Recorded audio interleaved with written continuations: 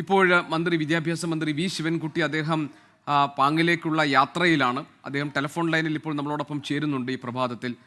Minister നമസ്കാരം. നമസ്കാരം. Minister, ഇപ്പോൾ താങ്കൾ അങ്ങോട്ടേക്ക് യാത്രയിലാണല്ലേ? ഞാൻ അങ്ങോട്ട് സ്കൂളിലേക്ക് ഏതാനും സമയത്തിനുള്ളിൽ എത്തിച്ചേരും. 1 മണിക്കൂറിനകം മൃതദേഹങ്ങൾ അവിടെ സ്കൂളിൽ എത്തിച്ചേരും. ഏതാണ്ട് 9 മണി വരെ അവിടെ പൊതുദർശനത്തിന് വയ്ക്കുമെന്നാണ് അവിടെയുള്ള ആൾക്കാർ പറഞ്ഞിരിക്കുന്നത്. എന്തായാലും കുറച്ച് സമയം കൂടെ എടുക്കുമായിരിക്കും.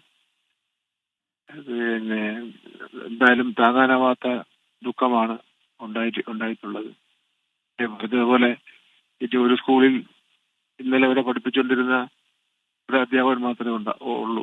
ബാക്കി എല്ലാവരും നഷ്ടപ്പെട്ടു. ഇന്നലെ പിന്നെ ഈ സംഭവം അറിഞ്ഞത് മുതൽ അതിന്റെ എല്ലാ സംവിധാനങ്ങളും ബഹുമാനപ്പെട്ട മുഖ്യമന്ത്രിയും കൂടെ ഇടപെട്ട് ചെയ്തിരുന്നു. അതുകൊണ്ട് തന്നെ ഇന്നലെ രാത്രി തന്നെ പോസ്റ്റ്മോർട്ടം ചെയ്യുന്നതിന് വേണ്ടി കഴിഞ്ഞു. അതൊരു അസാധാരണമായ രീതിയാണ്. രാത്രി തന്നെ നേരം വെളുത്തപ്പോൾ പോസ്റ്റ്മോർട്ടം എല്ലാം പൂർത്തീകരിച്ചു. എന്തായാലും നമ്മുടെ നാടിന്റെ ആദരാഞ്ജലികൾ അർപ്പിക്കാം. ഇത്തരം സംഭവങ്ങൾ ഇനി ഉണ്ടാവാതിരിക്കാൻ ഉള്ള ഒരു ജാഗ്രത നമുക്കെല്ലാവർക്കും ഒരുമിച്ച് പുലർത്താം എന്നാണ് പറയാനുള്ളത്.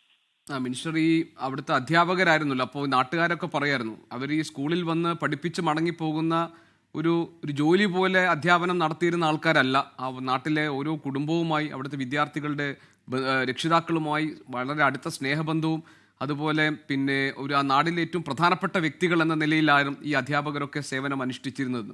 അപ്പോൾ അതുകൊണ്ട് തന്നെ ഒരു അപകടത്തിൽ ഏതാനും ജീവനുകൾ പൊലിഞ്ഞു എന്ന ഒരു കേവലം വാർത്തയ്ക്കപ്പുറത്ത് അവരുടെ കുടുംബത്തിലെ ഒരു അംഗത്തെ നഷ്ടപ്പെട്ട വേദനയിലാണ് യഥാർത്ഥത്തിൽ ആ നാടുള്ളത്. ഞാനത് മനസ്സിലാക്കി. ഇന്നലെ തന്നെ നാട്ടിലെ പലരും പറയുന്നത് കേട്ടു ടെലിവിഷനിലൂടെ.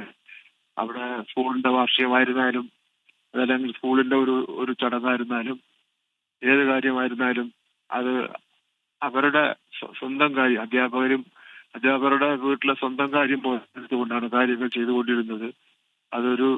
നമുക്കൊരു മാതൃകയാക്കേണ്ട ഒരു കാര്യമാണ്. കേരളത്തിനാകെ മാതൃകയാക്കേണ്ട ഒരു കാര്യമാണ് അവരവിടെ ചെയ്തുകൊണ്ടിരുന്നത് എന്നെല്ലാം ഉള്ള വാർത്തകളാണ് വന്നുകൊണ്ടിരിക്കുന്നത്.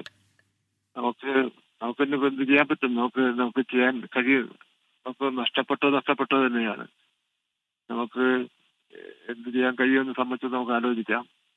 അങ്ങനെ പിന്നെ അവര് സ്കൂളിന്റെ നേരത്തെ പറഞ്ഞൊരു ടീച്ചർ ആണ് എന്നതിനപ്പുറം, ശമ്പളം വാങ്ങുന്നതിന് വേണ്ടി പഠിപ്പിക്കുന്നു എന്നതിനപ്പുറം അവര് എന്തൊക്കെയോ ആയിരുന്നു ആ സ്കൂളിനെ സംബന്ധിച്ചിടത്തോളം.